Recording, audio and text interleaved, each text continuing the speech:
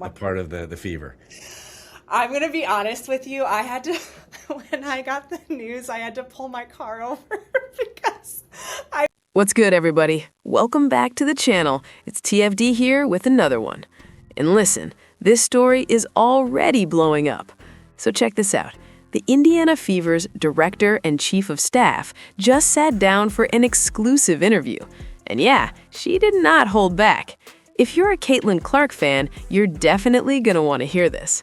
Sarah Meyer, who runs point behind the scenes for the Fever, and honestly for most of Indianapolis sports, had a lot to say about the team, the future, and especially Caitlin Clark. And once those comments hit the internet, man, people started talking real fast.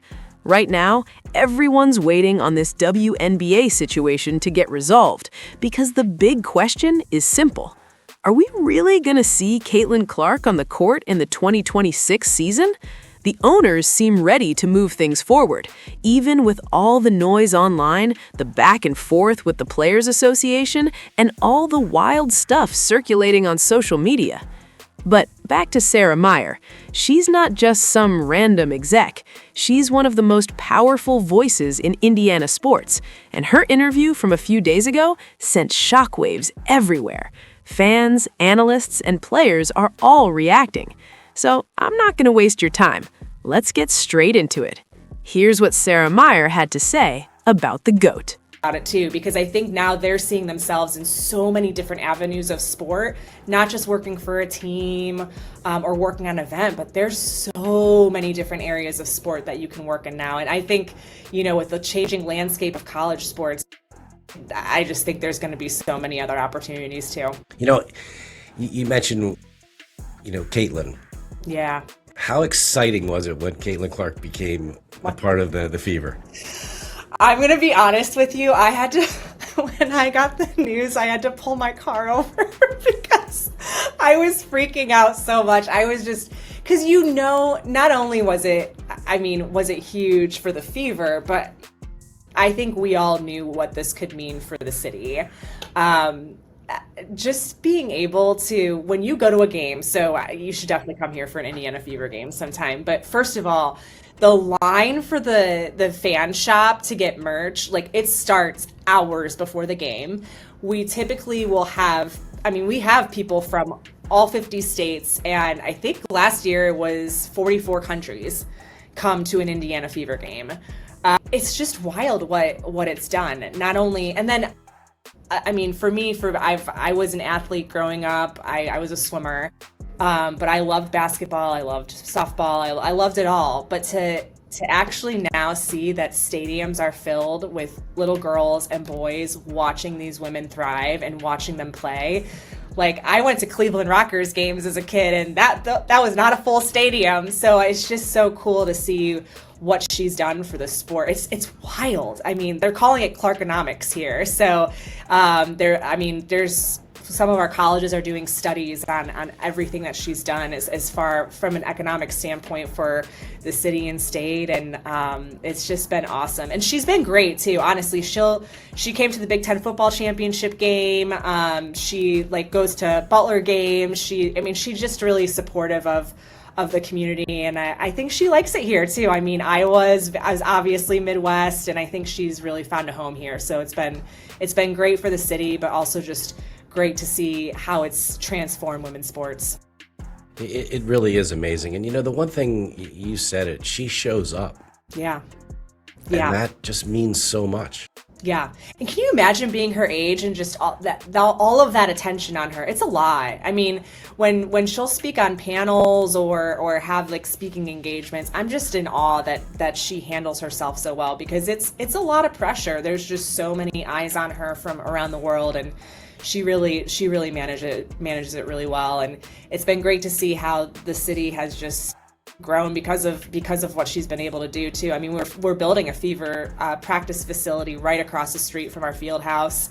That'll open in spring of 27 in time for next year's season. So that's going to be awesome. So there's a lot more to come, I think, with women's sports, and Caitlin's been a big part of that. Incredible. Well, look, and you personally, I mean, it's really amazing to hear all the things that you've done now. And so, I'd love to hear and share with our audience here on our 76 Capital Sports Leadership Show a little of your background, how you got here today, and maybe what's next. Yeah. Yeah. I mean, just sit with this for a second. If you're driving on the freeway and your phone lights up with the news that Caitlin Clark is coming to the Indiana Fever, you can't even keep the car straight. You gotta pull over, put it in park, and collect yourself. Because that's not just another draft pick. That's like hearing Michael Jordan is walking into your franchise. What are we really talking about here? People don't understand the magnitude. 40-plus countries came to the city of Indianapolis just to see Caitlin Clark play. 40 countries. And then folks turn around and ask why the WNBA needs to protect her, why she gets the superstar whistle, why the league bends a little when it comes to her. Caitlin Clark isn't just a player, she's the engine. She's the one moving the entire needle, not just for the Fever, not just for Indiana, but for women's basketball as a whole. Think about it. Really think about it. Fans from all over the world traveling to one city for one player. That's not hype. That's global star power. That's cultural impact. And yet, people still want to act like this is normal. It's not normal. It's historic. And I'm going to say this plainly. The constant comparisons to Angel Reese, they never made sense. Respect Angel. She's tough, she's talented, she's a dog on the court. But Caitlin Clark is different. Caitlin Clark changed the economy of Indiana. The economy. Downtown businesses packed every game night, hotels sold out, bars and restaurants making money they never made before, the Fever getting national TV slots, all-star events coming to the city, corporate money pouring in. When Caitlin Clark arrived, everybody started winning.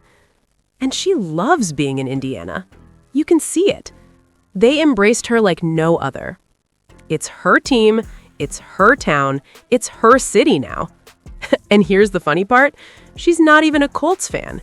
She's a Kansas City Chiefs fan, loud and proud. And still, the Indianapolis Colts roll out the red carpet for her. That's how big her presence is. That's how real the impact is. I know how serious Indiana is about basketball. This is a die-hard hoop state. High school gyms packed, college basketball is religion. And when Caitlin Clark showed up, she turned the entire city up. The whole energy changed. And there's nobody like her. Now, you can argue talent all day. You can say Asia Wilson is better. You can say Nafisa Collier is more complete. You can say whoever you want. That's fine.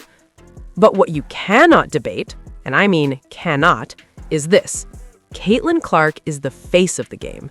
Not the face of a team, not the face of a conference, the face of women's basketball. Period. And honestly, she's damn near the face of basketball, period. Let's keep it real. The only NBA players bigger than her right now in terms of cultural presence are probably LeBron James and Steph Curry. Maybe Luka. Maybe. And even then, Caitlin Clark is right there as a brand, as a name, as a draw. Caitlin Clark is everywhere. She's the conversation. You think the Fever would be building a brand new practice facility just for the team if Caitlin didn't get drafted there? No way! They'd still be sharing space, still tagging along with the Pacers, still treated like an afterthought. Caitlin Clark forced investment. She forced ownership to take women's basketball seriously with their money, not just their words. And now look at the league. So much money is coming in that players don't even want to rush into a CBA deal. They're like, hold on, let's see how much Caitlin really brings in. That's leverage. That's business. That's power.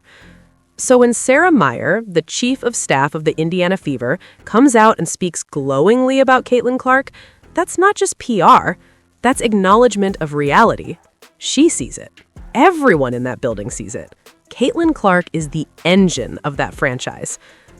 Now, I'm going to be honest with y'all. I still got a little side-eye for some people in that front office. Amber Cox, Kelly Krauskamp, I'm watching y'all. Because that whole Stephanie White situation, I didn't like how that went down. It felt like people came in trying to change everything, mess with the vibe, mess with what was already working. Caitlin Clark is like a tick you can't get rid of. You don't come in and try to reshape everything around her without understanding what she means to the city and the team.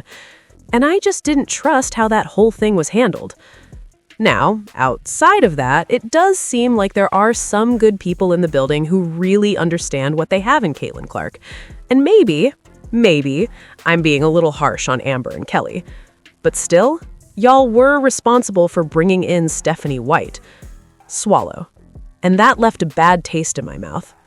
So I'm always going to look at that situation a certain way, because it felt like somebody came in and tried to ruin the entire vibe and the whole get-down we had going.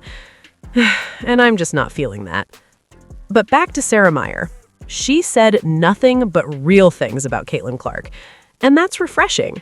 It's refreshing to hear someone in power actually get it, not downplay it, not sugarcoat it, but say it straight. Caitlin Clark is special. Caitlin Clark is different. Caitlin Clark is the reason. She changed the city. She changed the franchise. She changed the league. That's not opinion. Caitlin Clark is fact. So now I want to hear from y'all. Get down in the comments and tell me what you think about what Sarah Meyer had to say about Caitlin Clark. Is she the face of basketball right now? Is her impact being downplayed? Or do you think the league still doesn't fully understand what they have?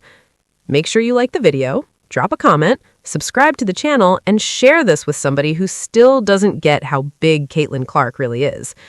We building this thing together.